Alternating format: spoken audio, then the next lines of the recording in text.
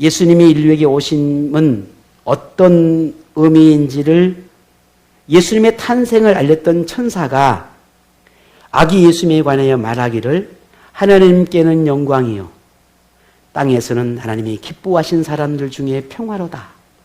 그리 선포합니다. 이 말은 하나님과의 관계가 무너진 인류가 분열과 다툼과 미움과 증오와 원수 맺음과 살인과 전쟁으로 가득한, 그래서 피폐해진 영혼과 삶에 평화와 화평을 주기에 오셨다라고 하는 그런 의미의 말씀입니다. 그래서 예수님을 평화의 왕이라 그리 불리는 이유도 여기에 있습니다. 그런데 예수님으로 인하여 이루어질 이 평화가 유대인에게는, 예수님에게 있는 그 능력이 유대가 로마로부터 해방을 위한 무기가 될 거고, 예수님을 따르는 무리가 앞장서서 봉기를 일으킬 수 있으리라고 하는 생각했습니다. 예수님이 하나님 나라에 대하여 선포할 때마다 그들의 기대는 더욱 커져만 갔고, 오늘 본문에서처럼 예수님이 나귀를 타고 예루살렘을 향해 가는 행렬을 지켜보던 사람들은 그 때가 가까이 왔다고 믿으며 예수님이 이루고자 하신 그 평화가 무엇인지도 모르는 채 기대감과 환호하며 그렇게 예수님을 맞아들이고 있는 걸 보게 됩니다.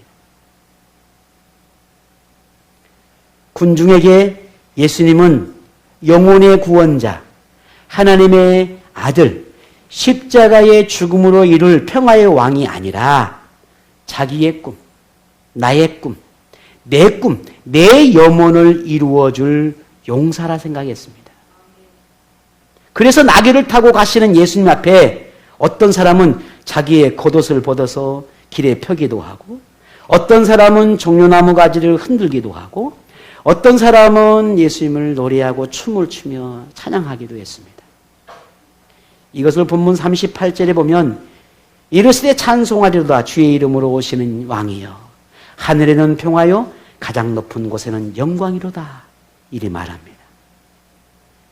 예루살렘을 향한 예수님의 발걸음은 이들이 생각하고 있는 그런 평화가 아니라 십자가의 죽음을 향해 가는 것이었고, 그 십자가의 죽음을 통해서 이루어낼 평화였습니다. 하지만 군중들에게는 그런 평화를 얻게 되는 것보다는 자신들이 원하는 그 평화를 꿈꾸었던 것들이 이루어질 거라는 걸 기대하고 흥분하고 있었고, 마치 축제처럼 그들이 생각하고 있는 겁니다. 그런데 무슨 이유였을까? 어떤 바리새인이 예수님께 다가와서 묻습니다. 선생님, 당신의 제자들을 책망하십시오. 왜? 무엇을 책망하라는 말일까? 이 바리새인에게 사람들이 예수님을 왕이라고 외치고 추앙하는 그런 소리들, 예수님을 높이고 경외하는 노래소리가 이 바리새인에게는 거슬렸던 겁니다. 이 바리새인에게 예수님은 사람들이 생각하는 것처럼 찬양을 받을 만한 분도 아니요, 더욱이 신성 모독에 해당할 만큼의 모욕적인 표현을 서심치 않고 있는데, 예수님은 아무렇지 않게 너무 당연하게 여기는 그런 태도를 이 바리새인이 보면서 거북했던 겁니다.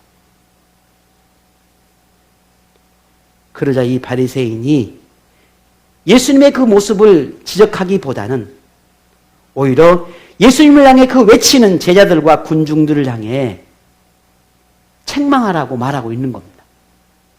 이런 얼토당토 않는 말을 일삼고 있는 저들을 책망하고 그치라고 해야 되지 않겠느냐라는 말이에요. 자, 그런데 놀랍게도 예수님이 이 바리새인의 말을 듣자 이렇게 대답을 합니다. 본문을 볼까요? 40절입니다. 우리 같이 한번 볼까요? 시작.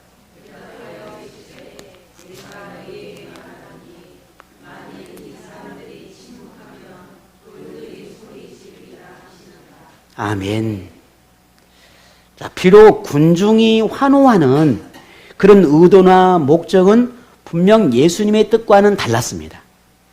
하지만 이 군중들이 예수님을 향해 경외하고 찬양하는 그 외침에 대해서만큼은 인정하셨습니다.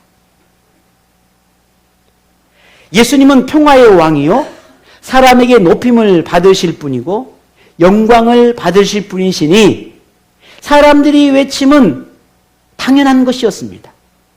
예수님을 평화의 왕으로 말하고 그분을 영화롭게 하는 그 외침, 노래소리는 당연하다는 말입니다. 군중이 외치는 함성 소리는 여기에서 머무를 것이 아니라 더 퍼져나가서 예루살렘과 온 유대에게까지 더 많은 사람이 예수님을 경외해야 함이 마땅했습니다.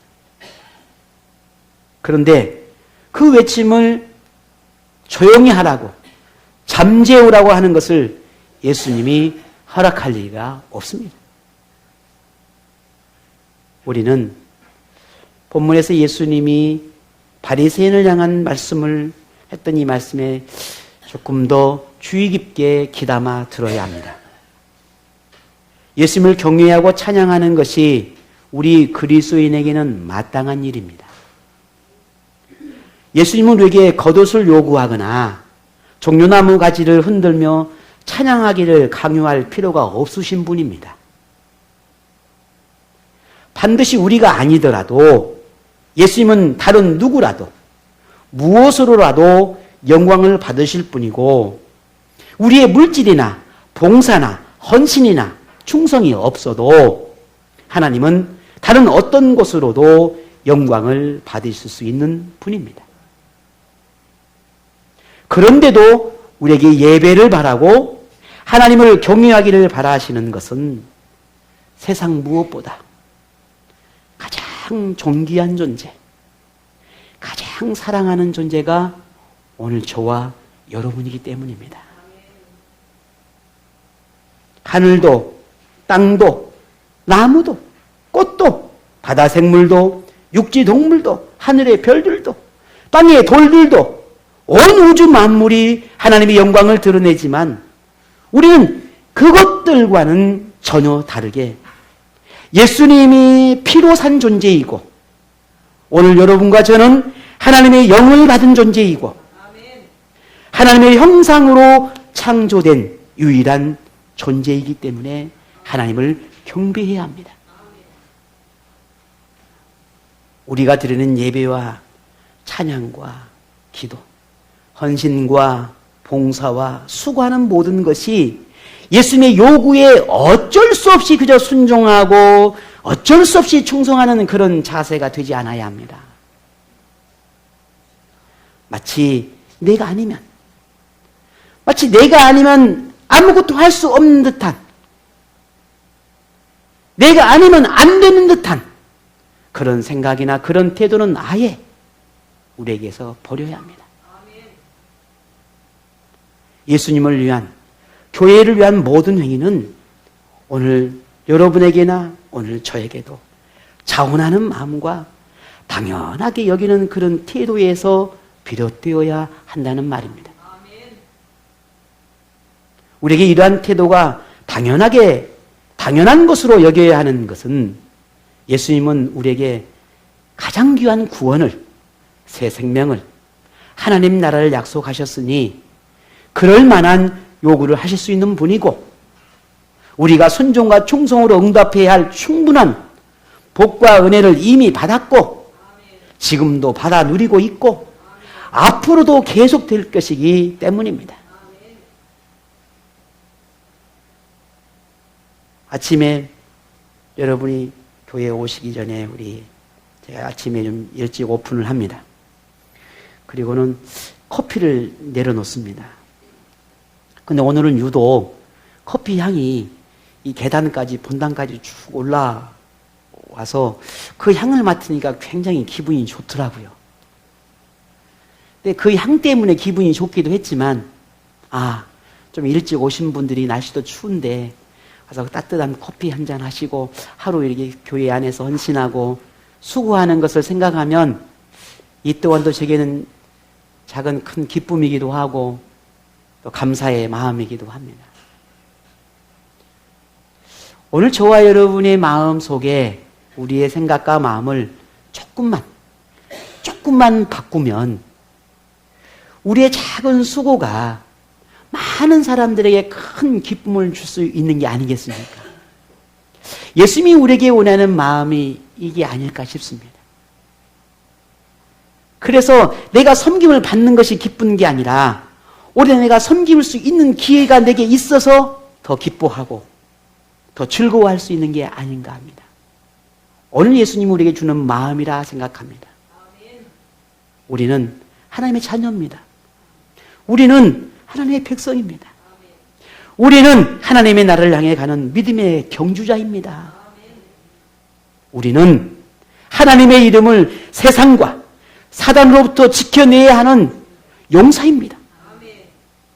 우리는 거짓과 꾸며진 거울로부터 진리를 지켜내야 하는 파수꾼입니다. 우리는 문화와 전통을 앞세워 교회를 세속화하려고 하는 이 세상으로부터 교회를 지켜내야 하는 문지기입니다. 우리는 하나님의 말씀을 이단과 사이비로부터 경고해야 하는 보호자입니다. 이런 우리가 하나님을 찬양하고 경외하며 높이는 것이 세상 무엇보다 귀하고 소중한 일이라는 것을 우리는 절대 잊지 않아야 하겠습니다. 부모가 세상 누구보다 자녀에게 사랑을 받고 존경을 받는 것이야말로 가장 기쁜 일이라 생각할 것입니다. 이처럼 하나님도 오직 우리에게서 세상 그 어떤 것도 아닌 그 무엇도 아닌 하나님의 부르시고 하나님의 선택한 오늘 저와 여러분, 하나님이 지극히 너무 사랑한 여러분과 저를 통해서 하나님을 인정하고 경배받는 것을 가장 큰 기쁨으로 여기신다는 겁니다. 그러니 오늘 우리가 영적 아버지인 하나님을 경배함을 기뻐하고 즐거워하고 감사로 고백할 수 있기를 원합니다. 예수님은 이처럼 우리로 인해서 말로 다 할 수 없는 큰 기쁨도 누리기도 하지만 반대로 가슴이 찢어지는 고통을 갖는다는 것을 여러분 알고 계십니까? 사람의 마음에 가장 큰 상처와 고통은 어쩌면 사랑하는 사람으로부터의 배신일 겁니다. 믿음이 무너지고 신뢰가 깨지게 되는 아픔은 어떤 말로도 표현하기 힘들 겁니다. 예수님에게도 자기 생명으로 바꿀 만큼 사랑하는 사람으로부터 그런 자녀로부터 배반과 배신은 이루 말할 수 없는 고통이라는 말입니다. 그 고통에 예수님은 신음하고 계십니다. 오늘 본문에 그래서 이렇게 말하고 있잖아요. 가까이 오사 41절에 보니 성을 보시고 우셨다 했습니다. 왜 우셨을까? 그 이유가 바로 여기 있습니다. 예수님의 뜻을 이해하지 못하고 자기 이익만 쫓는 사람들, 자기 길의 끝을 알지 못하고 자기 생각대로 가는 사람들, 예수님을 경외하기보다 세상을 더 좋아하는 사람들, 출세와 성공에 눈이 멀어 진리를 외면하는 사람들, 멸망의 코앞까지 다가와도 깨닫지 못하는 영적인 무감각하게 빠진 사람들, 예수님이 예루살렘을 보며 울 수밖에 없는 이유였습니다. 예수님의 눈에는 예루살렘 멸망의 그림자가 보이고 무너져 내리는 성전이 보이고 사랑하는 사람들의 죽음이 보이는데 정작 유대와 예루살렘의 사람들은 스스로 의롭다 여기고 완전한 하나님의 백성이라 자부하는 그런 교만함으로 가득하고 소돔과 고모라 같은 멸망이 점점 다가오고 있음에도 불구하고 그들은 깨닫지 못하고 있으니 예수님이 애통해하고 있는 것이었습니다. 예수님의 이런 마음을 마태는 이렇게 기록했습니다. 23장 37절에 예루살렘아, 예루살렘아, 선지자들을 죽이고 내게 파송된 자들을 돌로 치는 자여, 암탉이 그 새끼를 날개 아래에 모음같이 내가 내 자녀를 모으려 한 일이 몇 번이더냐. 그러나 너희가 원하지 아니하였도다 라고 말합니다. 누가는 오늘 본문에 너도 오늘 평화에 관한 일을 알았더라면 좋을 뻔하였거니와 지금 내 눈에 숨겨졌도다 라고 말하고 있습니다. 예수님이 이 예루살렘을 보며 통곡할 수밖에 없는 이유, 유대가 잘못된 길을 갈 수밖에 없는 그 이유가 평화에 이르는 길이 무엇인지, 평화를 가져다 주는 것이 누구인지를 알지 못했기 때문이라고 말씀하고 있습니다. 자, 그러면 유대가 평화에 이르는 길을 왜 알지 못했고 왜 그 길을 가지 않았을까 하는 겁니다. 예수님이 평화의 왕임을 확신하지 못했기 때문입니다. 예수님만이 평화를 줄 수 있는 분이라는 것을 그들이 믿지 못했기 때문입니다. 예수님이 평화의 문을 여는 열쇠를 가진 분이라는 것을 아무리 말하고 아무리 가르쳐도 그들이 예수님의 가르침을 외면했고 싫어했기 때문입니다. 그런데도 예수님은 그들을 품으시고 가르치고 깨닫기를 기다리며 용서와 사랑과 긍휼을 베풀었습니다. 그랬음에도 그들은 그마저도 원하지 않았습니다. 단지 그들에게 예수님은 유대의 전통을 파괴하고 종교 지도자들의 권위를 무너뜨리는 이단자요, 가시에 불과했습니다. 이것을 본문 44절에 이렇게 기록해 놨습니다. 함께 보겠습니다. 44절입니다. 시작.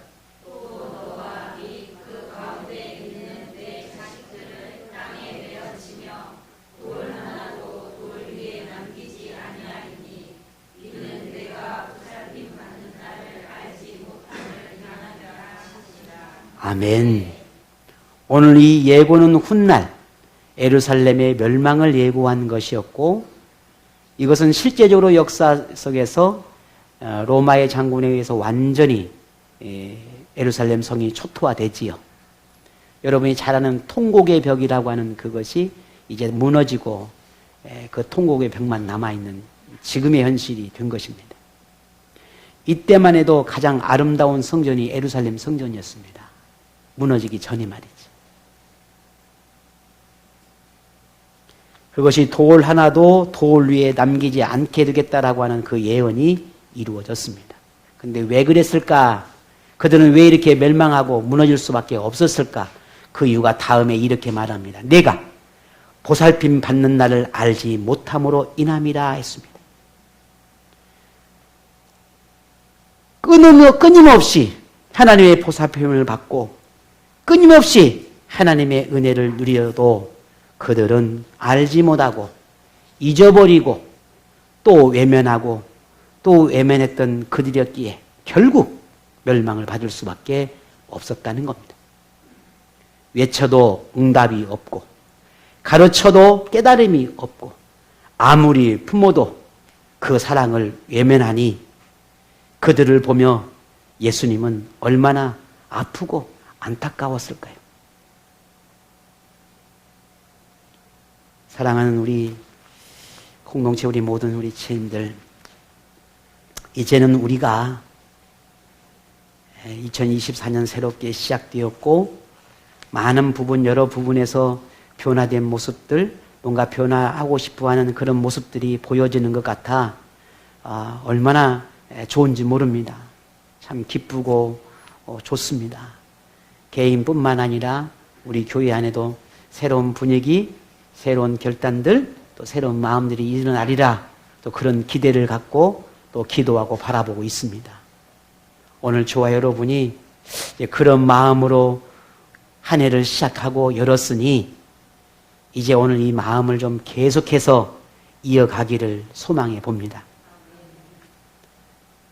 예배가 없는 평안, 순종이 없는 평안만을 구하는 사람이 아니라 예수님을 찬양하고 예배함 속에서 평안을 구하고 예배 속에서 평강의 왕인 예수님을 경험하기를 바랍니다. 예수님이 이미 평화의 길을 열어 놓으셨으니 우리가 그 길을 함께 걸어가십시다. 그 길에는 분명 쉼이 있고 그 길에는 안식이 있고 그 길에는 영원히 목마르지 않는 생수가 있습니다. 그리고 그 길 끝에는 우리 모두가 그토록 꿈꾸는 영원한 세계가 있습니다.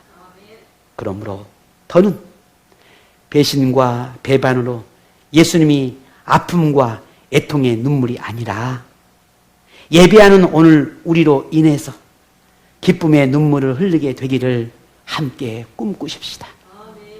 예수님이 주시는 은혜에 자원하는 마음으로 우리가 겉옷이라도 내어드리고 종려 가지라도 흔들고 우리의 입술로 큰 소리로 예수님을 노래하고 찬양하고 외쳐 부를 수 있는 그런 오늘 저와 여러분이 되기를 원합니다.